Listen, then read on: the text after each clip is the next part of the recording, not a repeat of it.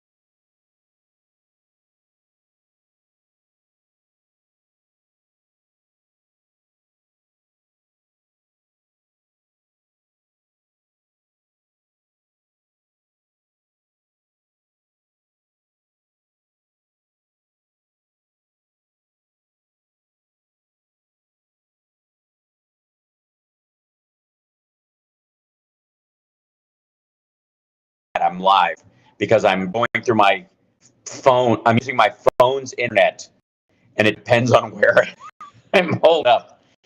It's just so good. It's just the comedy gold of this thing. I feel like it's like rabbit ears. Yeah, I'll leave it there, and hopefully we're up. Hi, everybody. Welcome. Good to see you. It's just a panic attack that happens. Could be worse. Could be stabbed. Hello. Good to see you. Hopefully Johnny will jump back in here in a second, and maybe, just maybe we can get something up and running. I'm not gonna, I'm not relying on the hotel internet anymore. This is just running off my phone as a hotspot, and as long as the battery doesn't run out, we're okay. Hi, let's see, and we'll see if audio from this is any good. This is Philadelphia. One would think the internet would be pretty rock solid. Yeah, stand next to the window. That'll do it. Well, the problem is, in keeping with the quality of the experience here on the Sexy Liberal Tour, I have a view of one of those internal courtyards. I mean, the little empty spot in the middle of the building. Right? Oh, anyway, hello. And try and jump back in. Can we send it to him again? I don't want to text him again because if I use my phone for anything but the internet, it'll pass it. Andrea, I put it in the staff chat, so hopefully you could pass that on to him and maybe he can jump back in and we'll try it. But at the very least, I don't care. I'm just glad to talk to you guys. They're running a best of on. I can be here with you guys and we can it might be to some level. Let's see, I'll look at so I can see. There you guys, unwatchable. Thanks very much. That's good stuff. Correctly. Thank you, Carol Cobb, for that. I appreciate it. Wrap some tinfoil around those rabbit ears. I will. Thank you. 1980s audio. That's fascinating. Because again, like I just said it on the MacBook Pro mic, which should be all right, and it's got echo cancellation. As it's hard to even say. Video's all right. FaceTime cameras happening. They're ready. There you go. I mean, at this point, I don't even know if this is an option. Yeah, I guess so. So, mic is cutting out. Of course it is.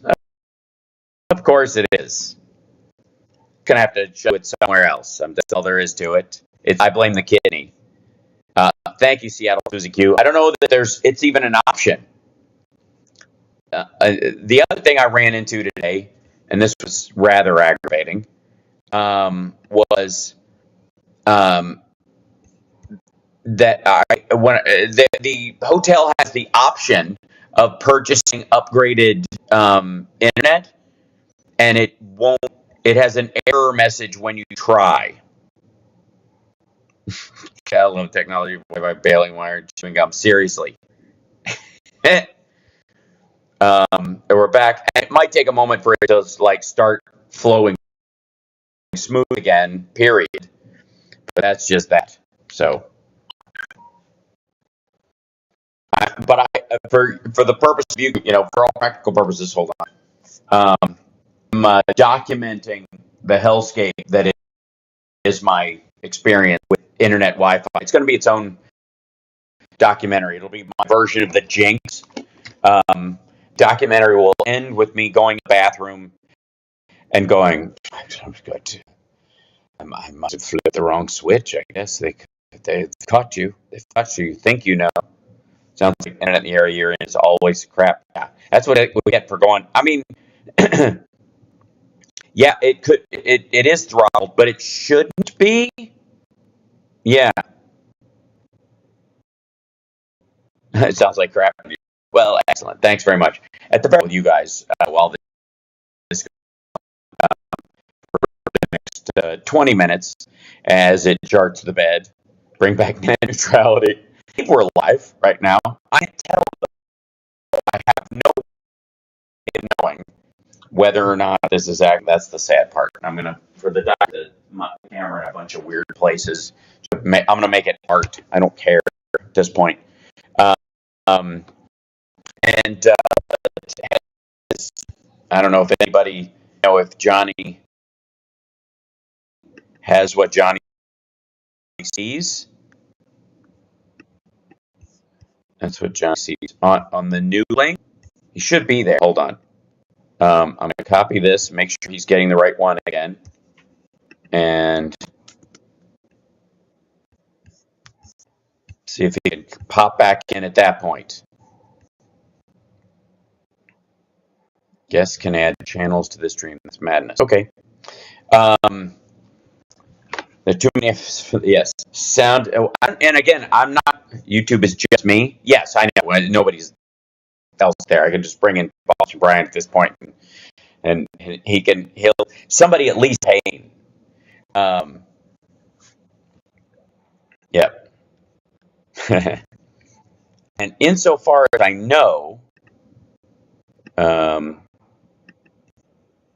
let's see, edit channels. Okay, I'm up on all the other channels as far as I know. This is great programming. If Chicago wants to grab this right now, it's just, I'm loath to add anything to it in particular. Oh, I just heard somebody calling me or something. Or okay, almost.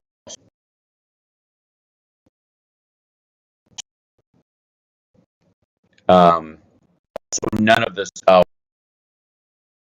switches work on because it's so overtaxed.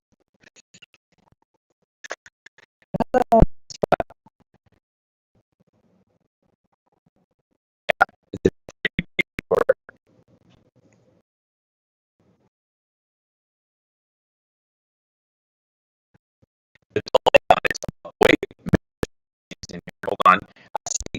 I don't see. I do see. Maybe.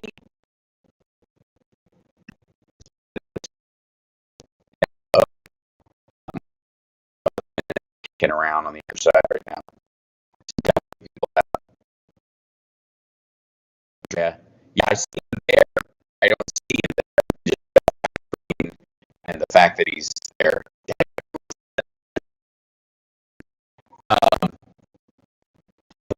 That part of it, for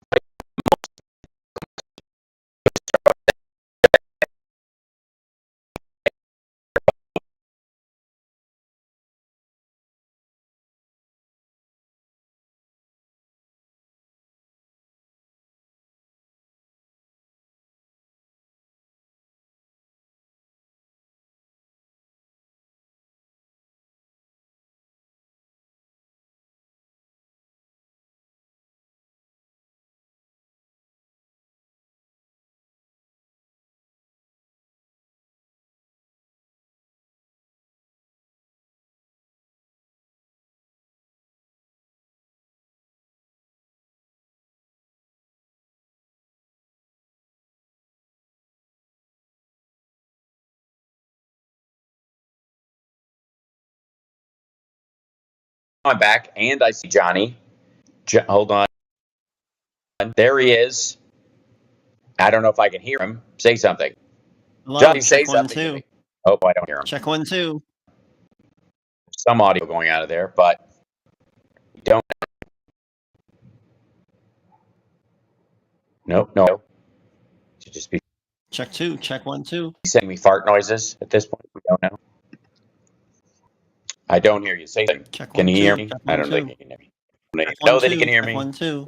Back off. Back on again. Back Check here. 1, 2. Check 1, 2. Check 2. 2, 3. Check Check 1, 2, 4. 2. 4, 4, 4. 1, Because my 2. headphones probably switched over to because things are being a jerk. There we go. Go back to here. Johnny, you there? Can you hear me? Check 1, 2. Hey, Check 1, 2. now I hear you. Yeah, now I can hear you. Fabulous. Look at that. Mickey T is playing that stuff. I know. But we can have a show. I don't care at this point. You know what I mean? Like, I just want to Yeah. visit with my friend Johnny after all this. Why should this? Why it is 2024. Did you hit Why it with a in? broom handle?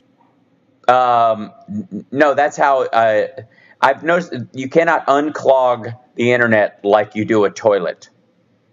If only. If only. So, yeah. So we'll jump in here, and there's the chat, which will pop up in just 1 second. Takes a minute for it to populate, and I will operate on the premise that the second hour of the show they can pop. That's what I'm operating on. So we will just see it as if that's all right with you.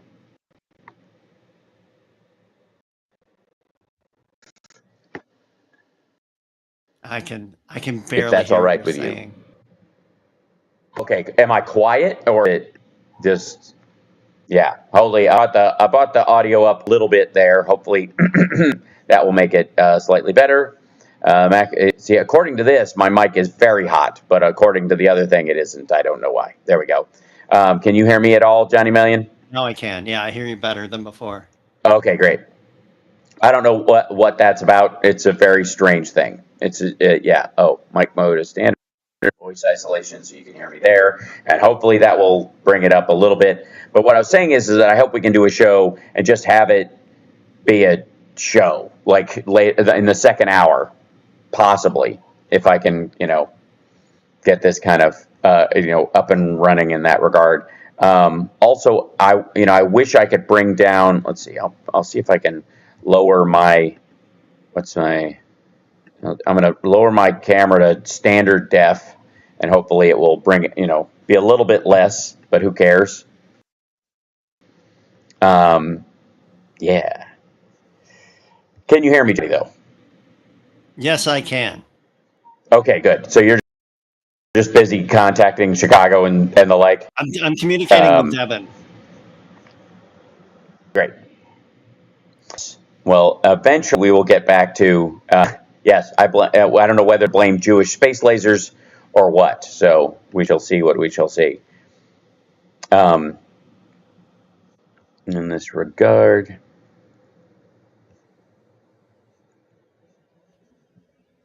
Mm-hmm. And scene. Do you hear me? Yeah, and Andrea just direct messaged me telling me to tell you to look at the staff chat. That's Thank you. Right. If the problem is if I do that, it's already after the fact and it's glitching in and out. Yes, you want to send Philip? Yes, send the information to Philip to this link, and we'll see if we can get him up and running on this as well. Better, glitchy, rough show than no show at all, I would say, at this point, because I'm it's the deep state, I think, in general. What should I tell That's WCPT? that they can pick us up in the next hour and pick up audio from YouTube if it's reasonable at all. Even a tad choppy is something we can, we can do something about. It's interesting that, like, I think your audio is okay. If it's just me, then it would be your audio, right? Would be all right. It should be okay in theory, anyways, right? It's hard to say. Yes, and you sound great to me. All I'm saying, I don't understand why that relay part is bad. It's just, it makes no sense to me whatsoever, other than the fact that I'm crap in this room or whatever, which I have 2 bars on my phone, which is what we're using for internet in here right now because the hotel internet keeps in and out. It's a mystery. It's insane how bad that is. Yeah, it is. There is no reason at all why it be like this. I can't. I've run. I did this morning. I ran like 3. Oh, and I'm going to reconnect, and I'll go away, and then it'll come back, and whatever. I did, I've got that like speed test that I do. This is such like hot programming. It's so quality programming that I'm doing right now. But I would, um, in all of these situations, like I do a speed test, and 1 second it'll be 25 up and down, and the next it'll be 1 up and 0.3 down. I don't know what it is, why it's, So at this point, we give up and we give to the Lord, Johnny Million. That's the thing, we just breathe into it. I got a show tonight and I got a show today, and that's just life. And in some of these places, in theory, what's going to happen is it's like we're going to go to Philadelphia and San Francisco, and the internet's going to be crap, right? Because ironically enough, it's going to be crap. And then we're going to go to Albuquerque and some other places, and it's going to be the greatest ever, right? It's going to be It's going to be flawless in these, in smaller markets. I can just see it. Yeah, because that's I need one of those. Getting a lot of advice from the peanut gallery. Just need, or a girl from Ipanema playing in the background when, You're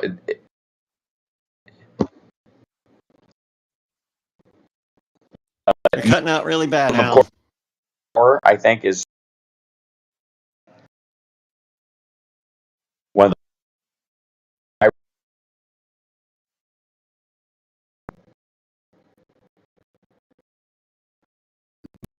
Oh, it's gonna drop again.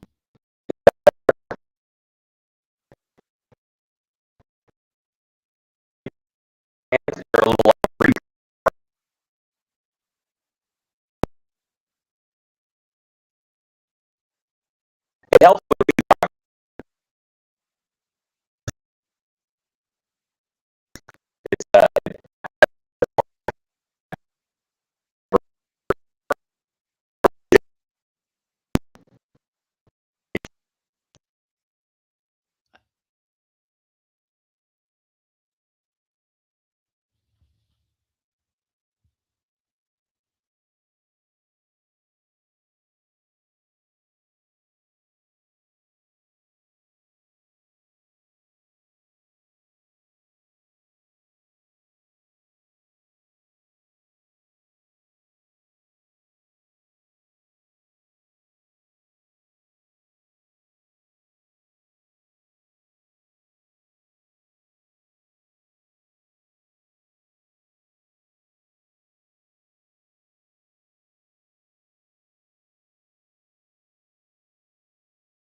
Kicking me out of my own show. That's fun. There I am. I think I'm back. Good Lord. Does the hotel have a business? Yes, it does. As a matter of fact, I was using the meeting Wi-Fi that's supposed to be for business earlier. It was ass. That was the problem. That was part of the problem. I need to hold my phone up higher. Hey, what's happening? Back. I know it's a little choppy. This is going to be very frustrating. I apologize, guys, but I'm. You know what? At this point, I'm just committed to like pushing through with the show. I don't care because we didn't get to do a show last time, and Johnny's back. Hold on, it's coming back in. We see him. I see him generating out there. I'm back. Glitch. That's great. Brian, I just don't know how the audio sounds. So I'm kind of talking to myself. I hear about 12% of what you're saying. I'm just documenting. Hell, it sounded like Johnny doing something. I put him back in, but his camera isn't showing. Not do.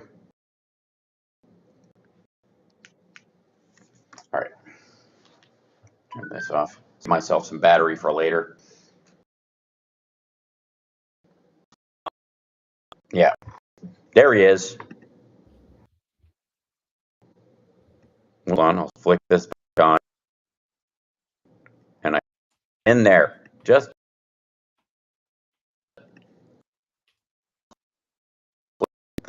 slide the thing over. Click button. There he is. Yeah.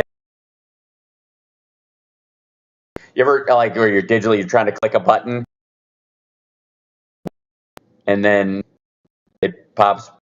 Oh, he left. Kick again. 3, 2, 1, go. Hey, Hal's telling me I need to talk more. I don't know what to say because I don't know what you're saying. There it goes. Turn back. Great. Can you hear me, Johnny?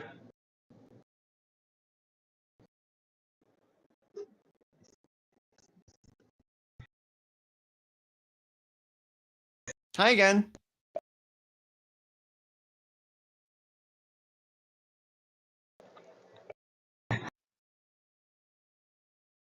Matter. I'm take the wheel. All right. So, as a lot of you know, I've got a big show tonight out in Rockford. And I think I'm going to wear this shirt, but I don't think I'm going to wear the t-shirt underneath it because it's going to be warmer.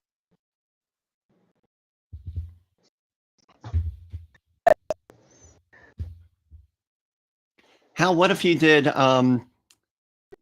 just like audio only rather than trying to stream both of us?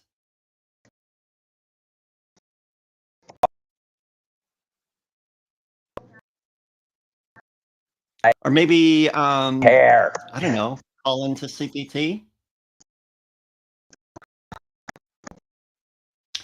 In Rockford, we're at the Whiskey's Roadhouse.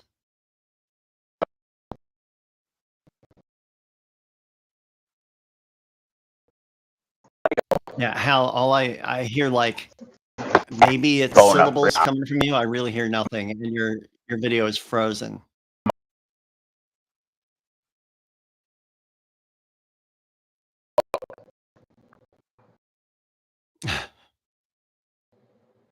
I see that your arms are up in the air now.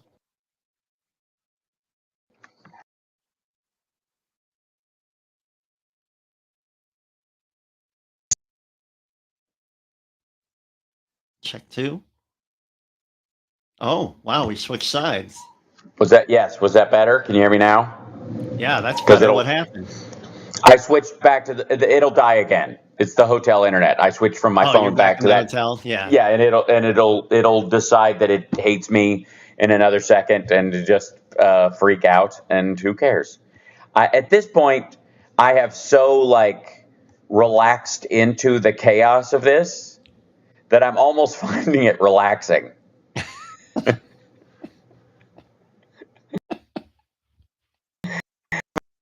But I mean, uh, I would say, Johnny, to happiness in life, joining, I see. Oh, wow. Would be a miracle. The secret to maintains. The secret to getting John to shut up is tell me to take the wheel, because then I'm like, oh my god, I have nothing to say.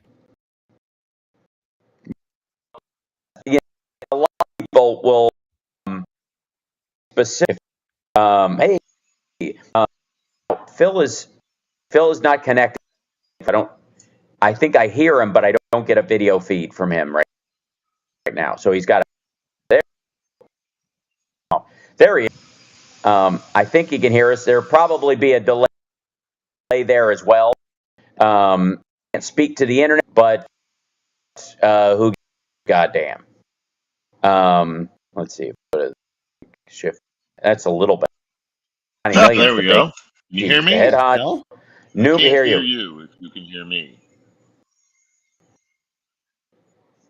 There's a delay.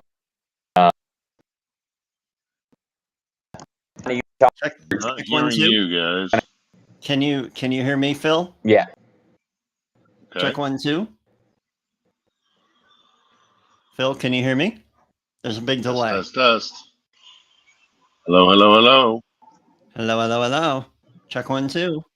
You're definitely sent him, so he's not here. Okay. Check 3 and nobody's here. Yeah, And no one hears. I hear Hal. Can't hear you. In this instance, Check 1, 2.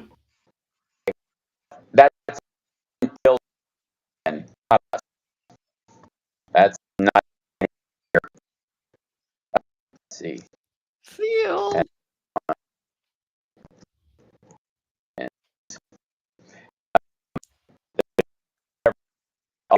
That's the issue. So I here and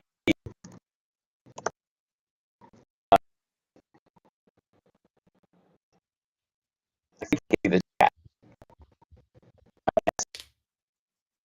Oops, except for me.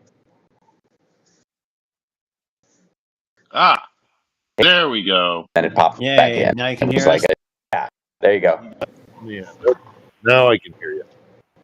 Yeah. Oh. You're not going to be able to hear much of Hal at Okay. all. Oh God. Okay. For whatever reason, yeah. I hear Johnny and hello. And first of all, how are you? How's it going? Yeah, I'm okay. I'm okay. The city of brotherly love and bad Wi-Fi. Yeah. That's what's happening. Yes, but and don't think it's Wi-Fi. The plugs either. So. Oh dear. Yeah. Oh dear. I'm the patron saint of. I bet. Well, enjoy. I mean, obviously, break a leg and all that. Say hi to Stephanie for me. Who else is going to be at this event? Who else is going to be at this event?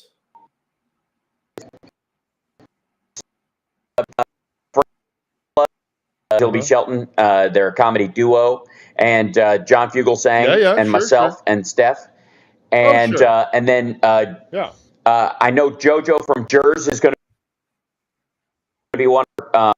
Yes, I don't know how much. I've never live on CPT again, guys.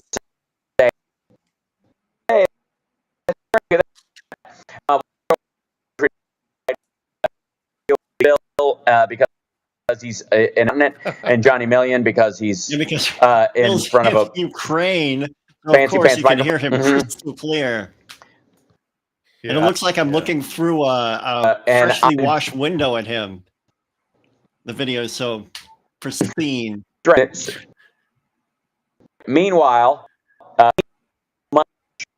all right, because Devin says that Phil and I sound great. Hal, what if you call the CPT landline? What if you call the CPT landline? How about that? How about I could. Okay. I'm kidding. Yeah. Phil. Yeah, you can we can start right away with. Yeah. Absolutely. And producer from a distance. Can you see the chat, Phil? Lucky you. I can see the chat. Yeah, this is a nice very interface. fast. Yes, it is. I can see that. I don't see any. There you go. I don't see any questions yet. Come on, hit Phil with the question. Make it good. I'll just give you an update on how we've been here. Last night was pretty rough. They hit all around the country. They're targeting thermal electric power plants. Lviv got hit pretty bad. Kharkiv got hit pretty bad. We didn't get our air defense apparently took care of it because I slept right through it. So, but then that's nothing new with that. I mean, you kind of get used to it nowadays. we're losing territory. The Ukrainian forces are losing territory, but I don't think it is. I get the impression they're falling back to more defensible lines until the munitions that are going to be coming here from the aid package, the U.S. aid package, in about a week or two, the war is going to look completely different because they're going to suddenly have ammunition again. So, but right now they're definitely falling back, and the Russians are advancing. But look, I mean, here's the other thing. The other thing you have to look at when you look at the map is it's even with the serious lack of ammunition, the Russians have only been able to take what 30, somewhere between 30 and 60 miles would be my guesstimate, somewhere in that kind of in miles, because I tend to think in kilometers. But it's there's not going to be a breakout. There's not going to be some massive breakout. And there's concern that maybe the Ukraine's second largest city, Kharkiv, might be coming under assault soon. This is what I can say, having been in Kharkiv several times during the full-scale invasion. If I had compassion in my heart for Russian soldiers, I would say, woe be any Russian soldiers that steps foot in Kharkiv. The place is a fortress, and it's a town. It's a city built for between 1.5 and 2 million people, which even if it's been evacuated because of advancing Russian lines, it's still a city that is a fortress. It's a huge fortress, and the urban fighting is going to be brutal. But again, I am not a doomsayer when it comes to Kharkiv. I don't think the Russians don't have the capacity, and they certainly don't have the capacity to take it in the next 2 or 3 weeks before the large shipments of equipment start showing up. So we'll see. Drone's taking out Abrams tanks. I see a quick question there. Yeah, the Abrams are not performing well, but I'm not surprised by that, actually. Right. The Abrams is a very difficult and a very different main battle tank than anything that is deployed here. Aside from that, everything else is either Soviet or it is diesel, Western NATO diesel tanks. The Abrams is a jet engine tank, for goodness sakes. It's a completely different kettle of fish, and it's just unless you are a close NATO ally or you are the American military itself, the Abrams is not something you just hand out willy-nilly. It's a very difficult, sophisticated system. So I'm not surprised that it's been quote unquote underperforming here.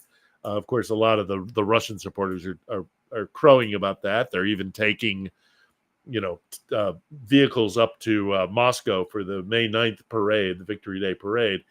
But the Abrams is not. Unless you have the infrastructure to support it, it's not great. Right. What was that, Ken? I saw something. By the way, I don't know if you guys, quickly. Or if this is clear or worse or better. How's sure morale? Yeah, I can kind of hear you. And morale? did you see my note from CPT, Hal? Yes, okay. I did.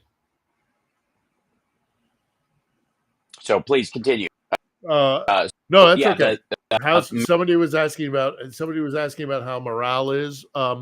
Much better now that the U.S. aid package was signed. It was getting pretty grim there, and it's still not great. I mean, they've been taking a licking.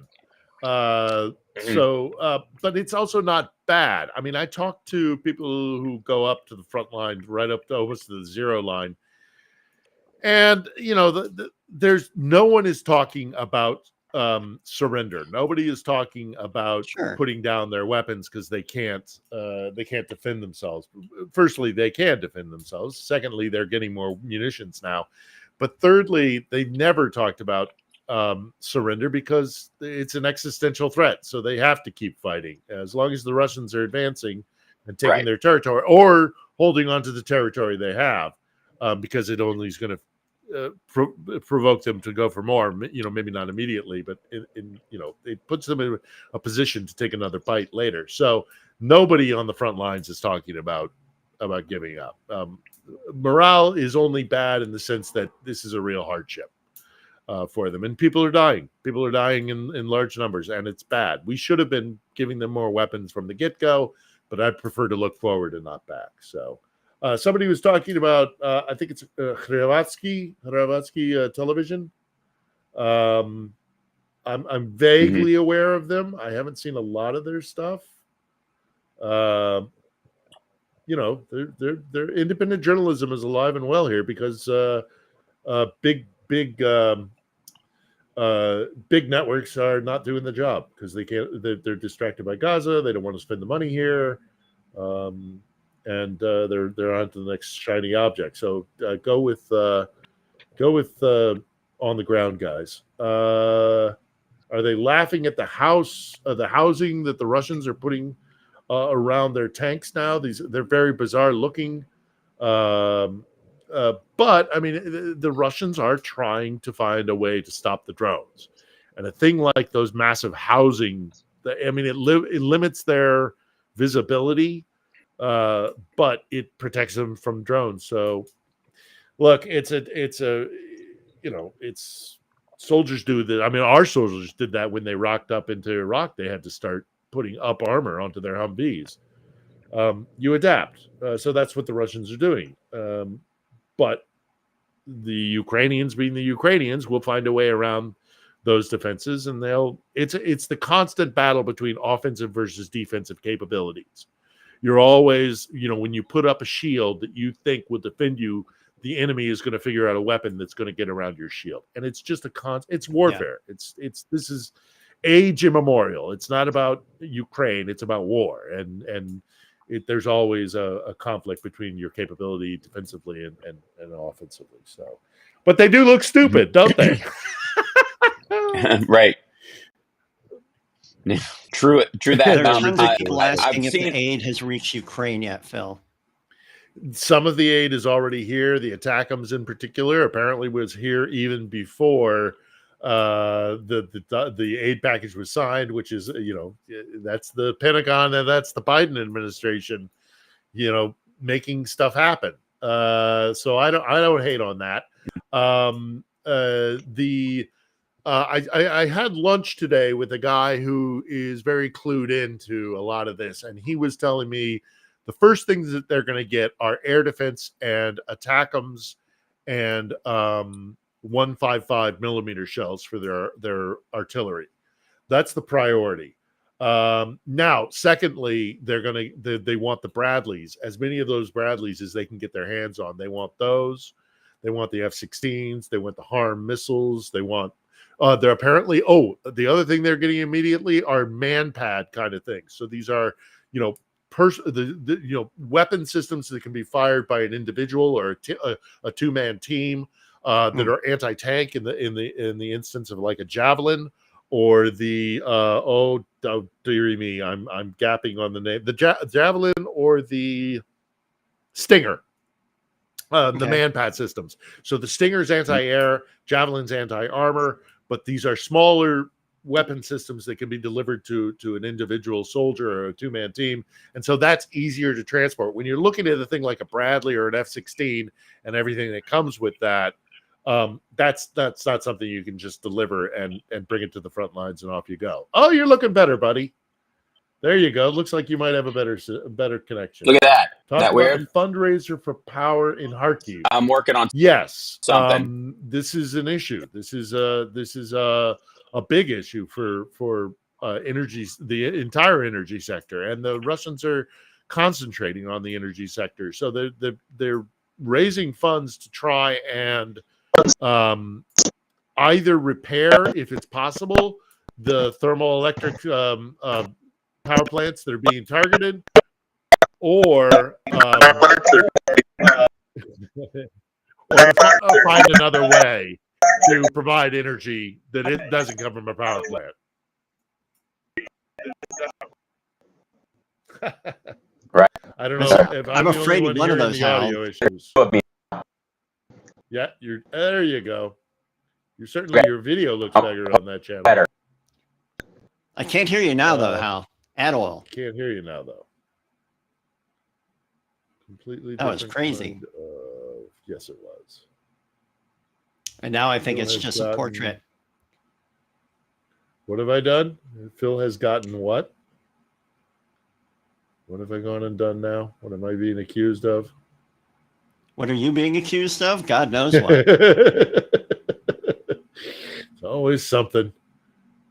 Talk about fund. Back up. Boy, this is, yeah, okay.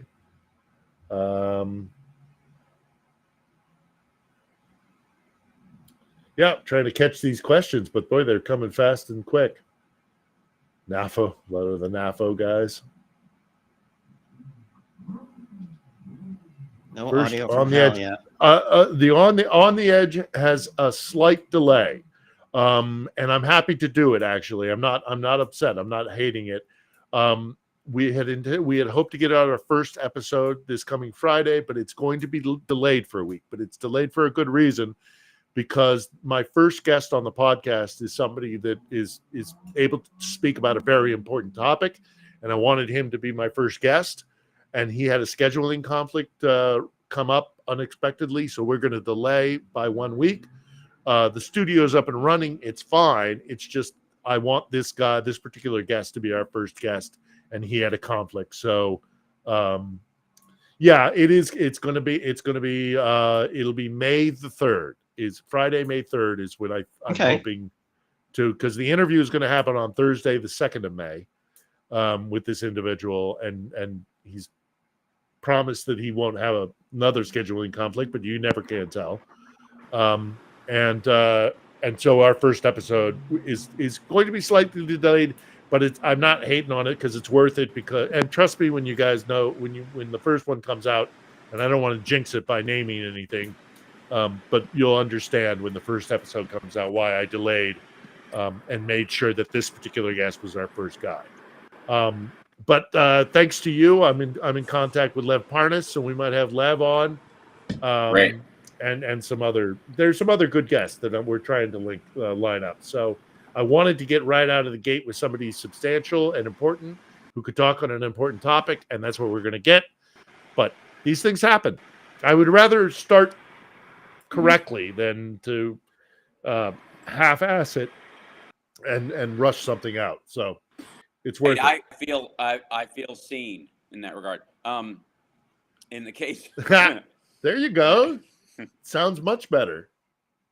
Yeah. Oh boy. Spoke too soon. I jinxed it. Yeah. Yeah, Hal's cutting out again. I did see a question here, Phil, that said, is there any word on there was a pilot that was shot down? Is there any word on their safety or whereabouts? I mean, I don't know that particular. I mean, the last pilot I heard about was so please Juice. Continue to pick up. So I don't know who that pilot is they're referring to. Unfortunately, sadly, it's war. People are. I'll look into it. I'll hopefully be able to get back to you. That's the way it is. There you go. So there you go. There we go. That's for now. That seems to be great, but we'll see. There's going to be a delay, and that's how that is. Beg your pardon. Sorry about that, everybody. Yeah. So this will just be one of the biggest lifting shows we've ever teased to everybody. That's what you do. That's what you do in this part of the world when you're trying to get away, like the evil eye or like bad juju. Is you do a 3-time spit to your side. Okay. Yeah. Oh me. There you go. See, now everything's going to be fine. Now everything's going to be fine. Sure. Okay. All right. We could talk a little bit about. We could talk about Shoigu's deputy Ivanov. This is Deputy Defense Minister Ivanov. He was punted, right? Yep. He was chucked under the bus. Tried. Yep. Being tried. Okay, so this is a guy by what is his first name? I think it's Sergei Ivanov. I'll double check. Anyhow, it's a deputy of defense minister Shoigu, and he was the guy in charge of like construction for military bases and sites, and also the reconstruction of Mariupol here in Ukraine. And let's see, I'm just going to double check. Timur is his first name, Timur Ivanov. And he had a lot of money flowing around through his coffers, and he lived a very lavish lifestyle. He's a multimillionaire. Clearly, he had homes all over the place. He had this enormous, like an entire block of St. Petersburg, transformed into basically his mansion. Lived on yachts, did all sorts of his, supermodel wife, all this kind of stuff going on.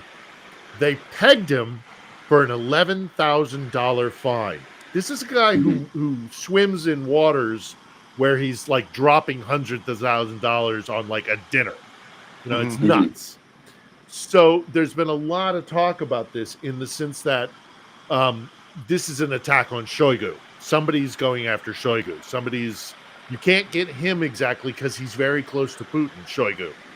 But you could erode his staff. And Ivanov is, lived well beyond his means and he's obviously corrupt. But it's interesting to see that he got nabbed for an $11,000 corruption fine, which is just ridiculous. Right. They're starting there again. This is a process that's going to continue to go on as the kind of the boyar class, the kind of what's called the Siloviki, the strongmen, who are the enablers of Putin. They start to perhaps look at a post-Putin era and position themselves for whatever that's going to be, or indeed, position themselves to keep Putin in the Kremlin. But there's going to be more fighting of this kind from kind of the substrata below the immediate leadership, like Shoigu or Putin or Lavrov or Patrushev or all these guys. Somebody's doxing me about my birthday. Okay. Anyhow, so look to that because that's an indication of where things are at the very top sphere, which is the Tsar, which is Putin. And when you start to see the boyars positioning beneath the Tsar himself, that things are not going well. So, no, I don't have Zelensky. That would be great, but no, he's not going to come. It's Taylor Swift, isn't it? It is. Taylor's going to open up her next her next tour is. It's Marjorie Taylor Greene, and she's going to pull off her mask. Yeah. Oh God. I in a lot of ways I wish she would come here. Marjorie, at least have the decency to look these people in the eyes before you screw them over. Right. But she won't. She could. So could JD Vance. There is not a month that goes by every other week that there is not some sort of delegation coming from the House or from the Senate. There is always a delegation coming here, or either one of those or any of the other one, Tuberville or all the rest of them. They could hop on one of these delegations and come here and really find out what's happening, and at least have the decency to look these people in the eye. But they won't. They won't. No. It'd be very easy for them to do, but they won't. Will your podcast? Would have to admit they would frankly. Yes. They would have to admit that that it's a lie and not an accidental point of ignorance. They would have to. They wouldn't be able to hide behind the distance, which is what they often do. It's the same thing they do when they talk about bills that are like thousands of pages long, and they're like, nobody has time to read this, so they have a huge excuse to be. And in this, like you way over, been there. Meeting. There.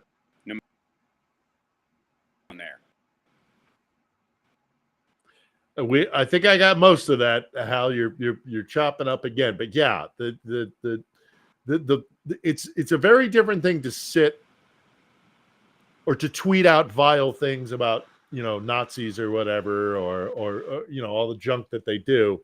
It's another thing to look people in the eye. I mean, this is what J.D. Vance. Look, when J.D. Vance was at the the NATO summit, the GA or the G20, or he was somewhere where Zelensky was at the same. Oh, maybe it was maybe it was Davos. I don't remember exactly, but I remember recently that J.D. Vance had an opportunity to sit down with Zelensky, and he refused, saying, "Oh, I don't think I'd learn anything new." No. He did it. He avoided sitting down with Zelensky because he couldn't look him in the eye. And that's, yeah, there you go, buddy. And as far as Marjorie Taylor Greene is concerned, she's been going on a tirade about how religion is being, or Christianity is being attacked in Ukraine. And I've made this point repeatedly before, but I'll make it again. The only religious group that is being marginalized here is the Ukrainian Orthodox Church, which owes its allegiance to the Patriarch in Moscow, Kirill. Kirill is a former KGB agent, not FSB, KGB, Soviet KGB.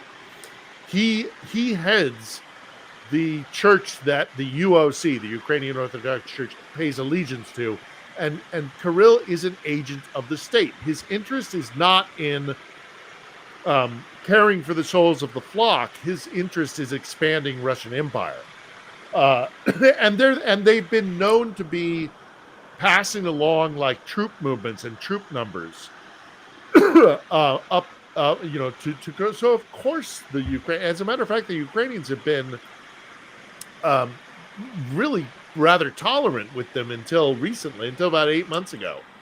But they don't touch. There's another Orthodox church. The Greek Orthodox church is here. The Assyrian Orthodox church is here. The Armenian Orthodox church is here. Catholics, Protestants, Baptists. I mean, I walk past the Falun Gong, or the Falun Gong, every day here on Krushatik. They're not oppressing religion. There's freedom of religion here. The UOC is a fifth column that works for Russian Empire, and that's why their religion or their church has been marginalized, and they're still not, they're still allowed to practice for. There's a kind of a controversial bill that's being put in that would actually close down a lot of these churches, but it comes from a place where they see, and they're not wrong here, that if you pay your allegiance to Patriarch Kirill in Moscow, you're paying allegiance to Russian Empire, which is killing your fellow Ukrainians. So it's not as easy as, and she doesn't understand that. Of course she doesn't. And the irony is that Marjorie is probably, I'm betting, some sort of flavor of Pentecostal or Southern Baptist or something like that. Would be my bet. I would be willing to bet. I don't know what her religion is, but I'd be willing to bet it's something of that ilk. That is one of the first things that Russians do when they occupy Ukrainian territory, is they'll go and find anything that isn't Russian Orthodox, and they will shut it down. They'll imprison people. And there are a lot of missions from Church of Latter-day Saints, from Mormons, Jehovah's Witnesses, obviously, There was a lot of proselytizing that was going on in eastern Ukraine for a long period of time.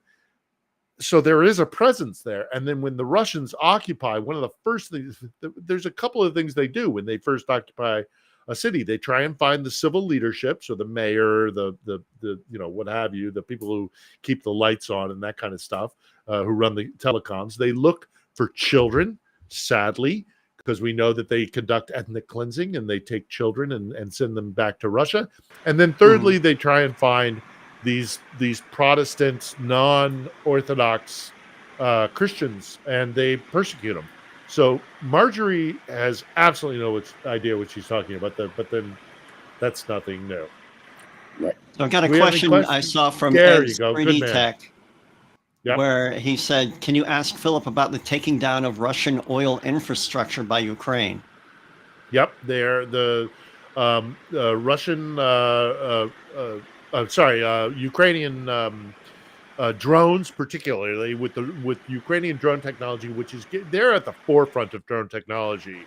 I mean, they're going to have an industry here for decades to come because they're really cutting edge, and they've been hitting their oil infrastructure at kind of at the chagrin of Western authorities who are afraid that destabilizing the global oil market might have detrimental effects on politics, especially if gas prices soar. That we know this is a technique that the right likes to use, the GOP likes to use to attack Biden. So there's concern about that from the West. But if you're Ukrainian, you know it's hitting them where it hurts. That is their primary source of income. So they've been targeting, and heretofore they've been targeting with drones. Now that they have the ATACMS, these long-range missile systems that are shot from the HIMARS, they will be able to strike. But you got to wonder whether or not there were some preconditions that we don't know about that the U.S. said we'll give you the ATACMS, but you can't use it against this, that, or the other thing.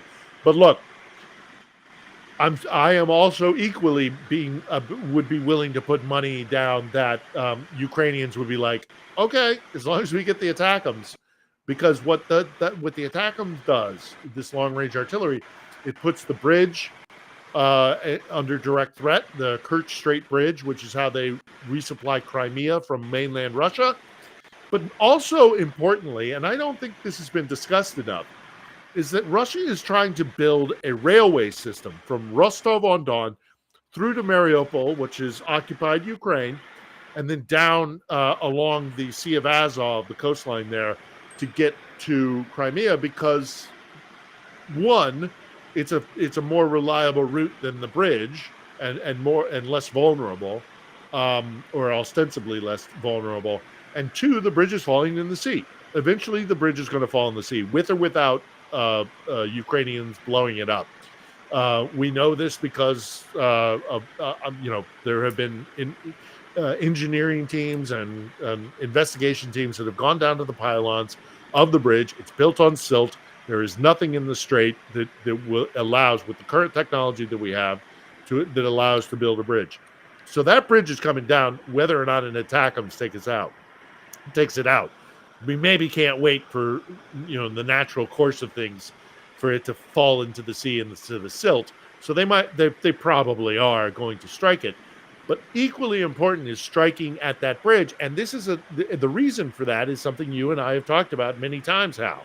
It's that if you can, now I had hoped that there would be Ukrainian troops that would stand on the seashore at the Sea of Azov, but that's not happening anytime soon. But what they could do is strike this rail line that they're trying to build. Somebody said to me, let them build it and then destroy it. But either way, what this drives home to the Russians is you have lost Odessa. You will never have Odessa again. You are now at risk of losing Crimea as well. There is a very good chance that we can isolate Crimea. And these are places that are deeply, deeply entrenched into Russia's sense of self, because it's their access to a warm water port. It's their dream of being the third Rome. It's what Catherine the Great took, and she was a contemporary of Washington, and of our founding fathers. It's deeply ingrained in their sense of self and identity. It will be very bad for Putin. No Tsar, no Russian leader survives losing what Catherine took, or betraying the hopes and dreams of Peter the Great as well, because he instructed Russia on his deathbed to be a naval power, and so that's what they've been aspiring to do. We'll have to wait and see, but there's a very good chance that when the new weapon systems come online, that they'll be able to strike at places, because the body count clearly doesn't matter. The Russians are clearly able to, are willing to let their people die. Yeah, they're not concerned. They're not really concerned about the lives of their soldiers. There's always more of those. but it's the prestige and the loss of strategic positioning and also sense of self as empire that is really going to put Putin, put the screws to Putin. So we'll have to see. I've got another question here, Phil. From I don't know if you can hear me, Johnny. I don't know if you can hear me well at all. But Die Welt in Germany released the tech peace deal that was allegedly worked out that Boris Johnson supposedly scuttled between Ukraine and Russia.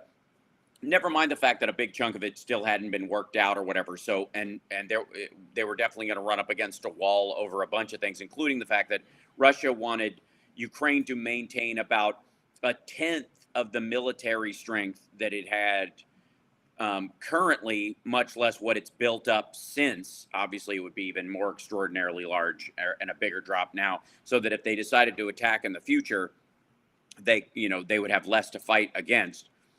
But the other thing is that it effectively took the salami slice, froze it in place, gave them a promise that said, okay, there will be other countries that will guarantee your, in the UN will guarantee your safety. It'll be like a de facto sort of version of NATO. You won't join NATO, but if you've been attacked, you could, they'll have a vote and they'll have the right to fight back. Russia was one of the guarantors, guaranteeing that they would never actually defending Ukraine defending itself against Russia. Yeah, that whole Johnson narrative and the Istanbul talks. No, and I'll back it up. I'll second it because, the whole narrative that Johnson came and scuttled the best chances at a peace deal early in the war by going to Istanbul. First off, they were not honest brokers when it came to the so-called peace deal in Istanbul. Secondly, we knew at the time, it was publicly stated that Johnson was coming to show Zelensky what's called Five Eyes Intel, which is the Five Eyes group, which shares geosynchronous satellites and information trading. And it was open knowledge that Johnson was coming here to show Zelensky that the Russians were being disingenuous and that they were trying to buy time to organize a second an amphibious assault on Odessa, which would have been devastating to Ukraine. We know that. And then finally, the final nail on the coffin, as far as I'm concerned, when it comes to these much vaunted Boris Johnson talks, which were never going to work, is that you also have to go back in time to when that was happening. That was less than 2 months after the liberation of Bucha, where one of the world's worst war crimes has been in a post, World War II European conflict. I mean, it's up there with Srebrenica for sure. Although the body count might be larger, but the brutality was just as vile. If Zelensky had said in the immediate aftermath of the discovery of Bucha and the slaughtering of Bucha, now we're going to make peace with the Russians, he would have been deposed. Right. It would have been. Yeah. It would have been a catastrophic madness to accept that. Massive. Absolutely. Yeah. Absolutely. And rightfully so, because it was a war crime. There was this whole narrative that they could have had peace in the very beginning in Istanbul, but the West denied it happening, is baloney. It's absolute utter baloney. So it's just a Russian talking point that idiots in the West and useful idiots are picking up and using. It's terrible. Yeah. I've got a question from Daphne Farmer in the chat. Please ask Phil if his podcast will include interviews with Ukrainian artists and musicians. Yes, it will. We got somebody lined up. There's evidently an all-female trio called Death Pill that she recommends. Okay, Death Pill. I haven't heard of Death Pill. There's a lot of great talent. That's a good name for a band. There's a lot of great talent here, and I'm pretty sure that we're going to get one of Ukraine's prominent. I don't want to say two more. Yes, it will include in particular musicians, but also we'll see if we can get some writers, comedians. I want to bring Ukrainian voices and also voices of people who have a particular insight into what's happening here. But it's really trying to get substantive voices and depth of coverage of what's going on here, because I argue and have argued for a very long time that things are way too cursory here and superficial. The press corps has done a terrible job here, in my opinion. Lindsay would like to ask, why do you think Putin canceled the Victory Day parade? Well, he hasn't. This year he hasn't. He did last year, but the situation was very different last year, strategically and militarily. And remember, they had also just had drone strikes in Moscow. So the victory parades were curtailed or canceled last year. But it's my understanding that they're going ahead this year. They've put a lot of like NATO hardware on the streets. Putin is going to get sworn in on the 7th in the run up to the 9th. So I saw somebody saying, let's bring the Kerch Strait Bridge down on the 7th on his inauguration. I think that'd be, yeah, sure, let's do it. Mm-hmm. I'm all for it. We got a question from Hutch Hutchinson. Will Philip be interviewing everyday Ukrainians and sharing their experiences? Down the road, yes. Down the road, not immediately. I want to hit with some people who are influential and have impact. But I also want to talk to your average Ukrainian. Sure, people who are running. There's a guy who runs an animal shelter here, trying to connect people who have been evacuated from occupied territories, reconnect them with their pets. I think that's a lovely story, and I'd love to have him on. Things like that, But in the initial stage, I'm trying to get people who have a really substantive, a substantive effect on what's happening here. Leaders and notables, people who are recognizable, will hit at that high watermark. We'll keep that going, but in the occasionally we'll intersperse it with just your average Joe or Ivan or your average Ivan. Yeah, your crazy Ivans. Yeah. All right, I'm scrolling. Let's see. When will the Russian propaganda, quote, Ron Paul Revolution billboard get removed from the highway between Vegas and SoCal? Oh my God! Yes. Al? Oh, good Lord!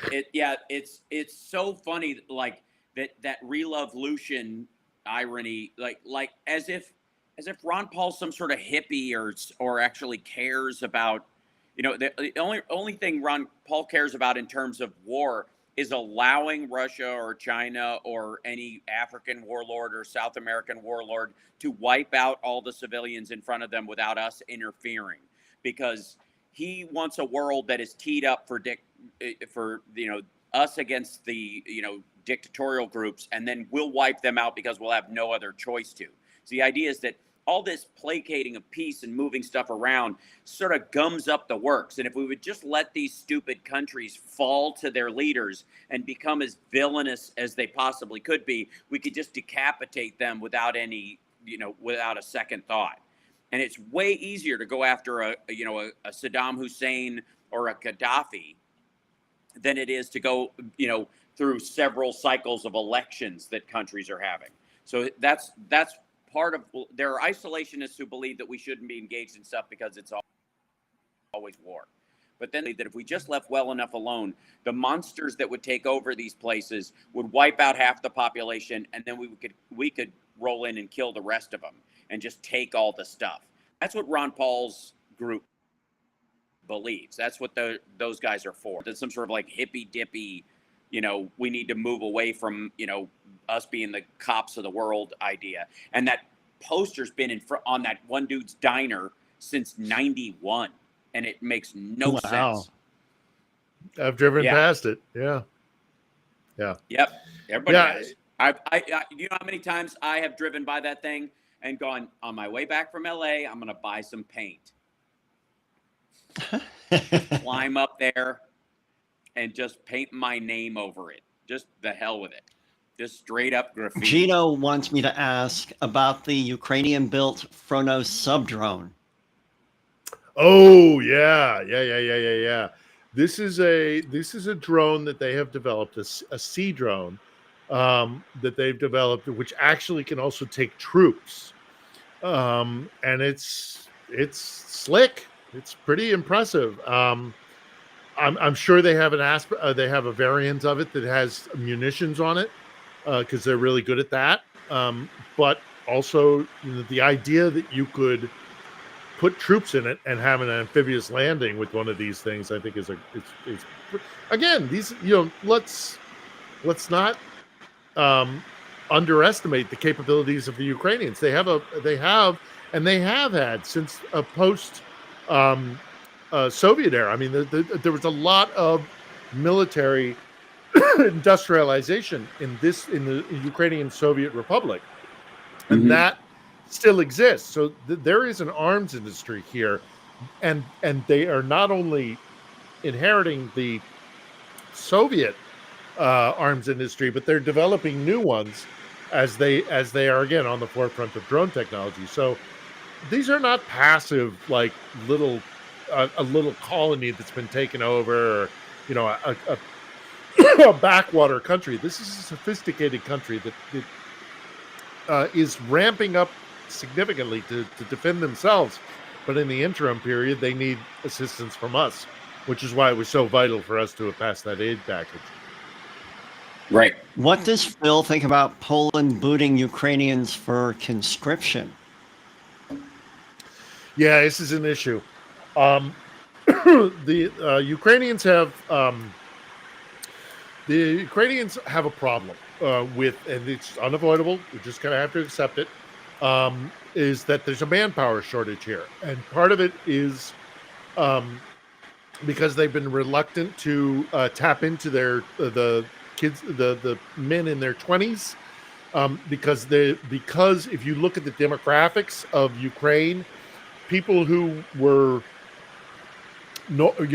people back in the 90s and the early aughts who would have been having children at that time, this country was in massive upheaval, and the future was incredibly uncertain, and the birth rate plummeted. So there's a whole generation, there's a whole section of the Ukrainian population, kids, guys in their 20s, that there's the population, the birth rate was so low that there are not a lot of them. And these are the guys who also, by the way, when the war is over, will have to rebuild this country and build Ukraine into what I think will be a bright future. So they've been reluctant to put those guys on the front lines, but it's getting to the point where it's unavoidable, because I mean, the manpower coming out of Russia is bigger by multitudes. I mean, they die in bigger numbers, but they just simply have bigger numbers when it comes to population. So the Ukrainians have been trying to figure out a way to get more guys into the military service. And unfortunately, a lot of people, it's understandable. It happens in every war, every military, even people who are patriotic, they get scared. It's a scary thing being a soldier in an active war zone. And many of them fled. And so Ukraine has, in an effort to try and coax them back, and this is very controversial here, and it's very controversial with me. I'm not sure I'm comfortable with this, but we're in a tough spot here. So they have been refusing consular services to any young man of fighting age who cannot prove that they've been given a deferment. Like if you have 2 children, you can gain deferment, but they're closing off consular services, which is, I think, and the Poles are going to be on board with that, because obviously the Poles want to see a victory here as well. So they're just trying to get more guys into the armed forces, and as you know, the other side, the guys who are critical of Ukraine and Kiev, they will often post videos of like what they claim to be press gangs roaming around Ukraine. Well, that might happen in isolated incidents, but it is and look, I live here. I have traveled the width and breadth of this country. It is not a regular sight. It is, it may be, I wouldn't be surprised if it is happening in certain areas where they're like, hey, you're a draft dodger at a time of war. We did the same thing. Pretty much any country in the world that is under threat like this would be drafting people. And that's what this is. So those are draft dodgers. I don't blame them, but at the same time, they are draft dodgers. So they, it's tough. This isn't easy. Nobody likes this, but it's fleeing your country when it's in an existential fight. I can see that perspective too. I can understand that perspective. Do I like it?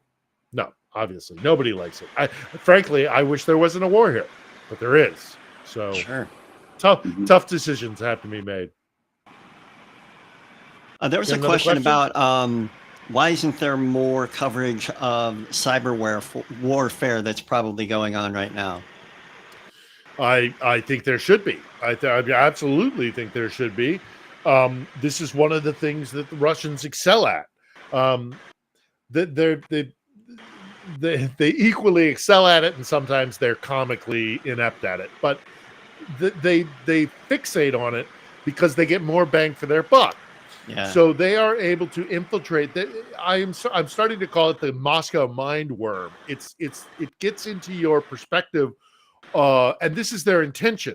Is not only actually infiltrating infrastructure, which also they are capable of doing and are doing, although our like Homeland Security, FBI, military intelligence are working, Defense Department are working very hard to counter their capabilities. But yes, they are in our infrastructure. But more insidious than that is the information war that's happening, because then you get these guys who are, voting against anybody who is pro sending Ukraine defense and munitions, because they get into, and this is clearly targeted. It is very specific, and it is meant to. They don't want you to. It's not that they're trying to push their version of the truth. They don't care about that. They want people to not have any firm standing in what is really happening in their own backyard, here in Ukraine. Doesn't matter. The effort is to constantly destabilize you, so you don't know what is real and what isn't. And if you can't figure out what's happening, and if you're constantly being told everything is a lie, there is no truth, you don't know where to stand. You don't know where to put your focus, your attention. What do you support? What do you don't support? If everything's a lie, they purposely get into, it's the Alex Jones stuff. It's, it's conspiracy where it's like, I don't know what is real. So because you have no strong standing or firm ground, terra firma, or a reference point of what is real and what isn't, you're in this kind of limbo, this like amorphous thing that you don't and so you're more easily manipulated. It's insidious. It's absolutely insidious. But be aware of it. Be aware of it. Constantly be aware of it. It's going to get worse as we get closer to the election. Just try and educate. I mean, it's going to sound condescending here for a moment, but there's just no two ways around it. Try and educate yourself on how to consume, not what you're consuming in that immediate moment, but how to consume information. Don't just read a headline. Don't just read the first. If you get a knee-jerk reaction from a headline, it's meant to manipulate you. You're being manipulated. Always go with a second source. Always read at least down to the third paragraph, because there's always going to be a but. There's always going to be, So you understand that we are under attack by Russia. Russia considers itself at war with us, and in essence, we are at war with Russia. But it's a war of Russia's choosing, because they see themselves to be at war with us, and they're acting accordingly.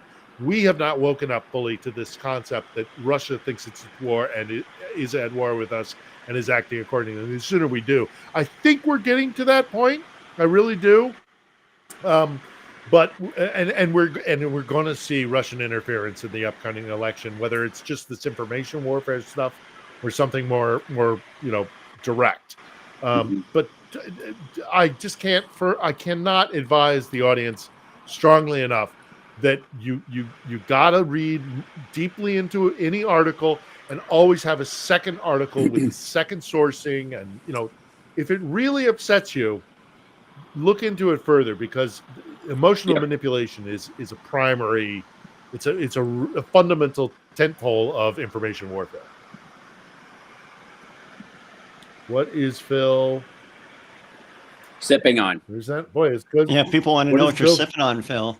It's water, guys. No, this is vodka. This is an entire glass of You had another cup. Vodka. There was a second cup there. There was something else. No. Sipping something else. No. This is it. This is all I got. And Johnny has a mug. Johnny has a mug of something. I've got a mug of coffee. It says, I make a great second impression. Not many people know that. It's so pitiful. Did you get that off the desk of the office? Pretty much. I did get it from an old boss. Yeah. And I sipping a beer. I will have a beer afterwards. All I have is like $8 hotel water that I am not drinking, because anything like the internet, I will die of I will be poisoned. And we almost made it through the full hour. I'm incredulous. Oh wow! Look at that. We did. Yeah, this is nuts. See what happens with you when you let me go. I'll yap all day long. Well, that's all right. The Foreign Legion. My thoughts on the Foreign Legion. I of course worked with Malcolm Nance directly.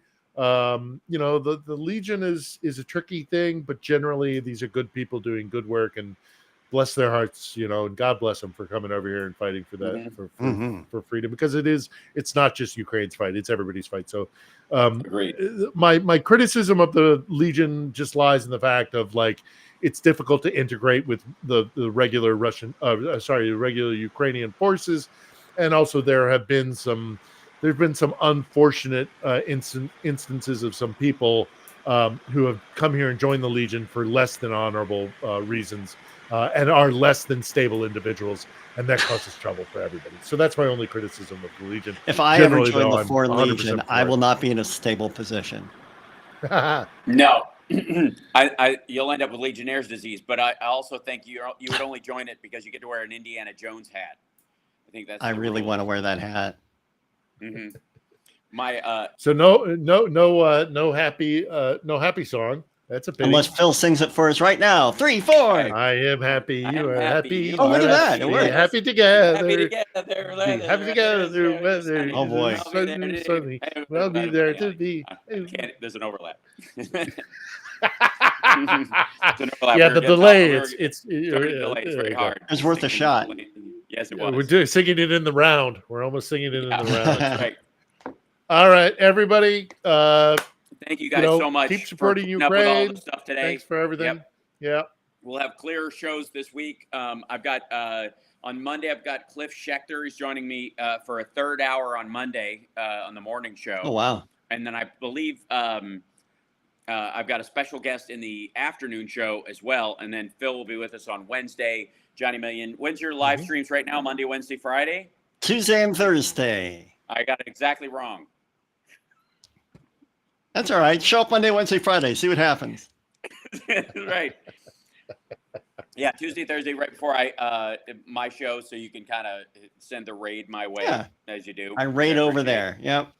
That's right. It's a good time. And then, of course, at some point, Phil, there was one question that I saw in here before we go, which was, sure, is your show going to be live and on YouTube and those kind of things? You're going to pre-record it and release them later? No. Are there going to be video and audio? No. We're gonna pre-record the interviews. So we're gonna start with a podcast based on interviews. Then we will potentially expand to doing kind of a weekly synopsis of the stories that strike us as interesting, because I do have some other people working with me here. And then if we really do catch on, maybe we do get to a point where we do a live stream. But first and foremost, podcast with interviews, weekly synopsis, and then potentially a live stream. That's kind of how roughly, and none of this is written in stone, so we'll see how things go. But I really wanted to give voice to people who have in-depth knowledge or Ukrainian voices. Right at the end. That's the primary interest. That's the primary goal.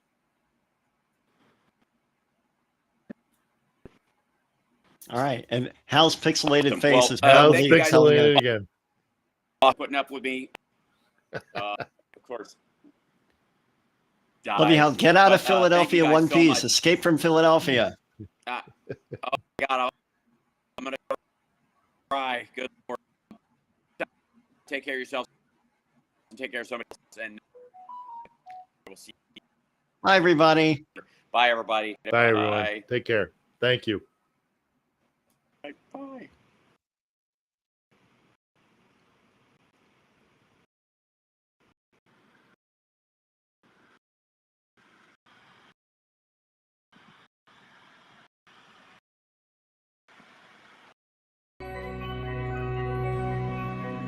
Maybe we'll see it.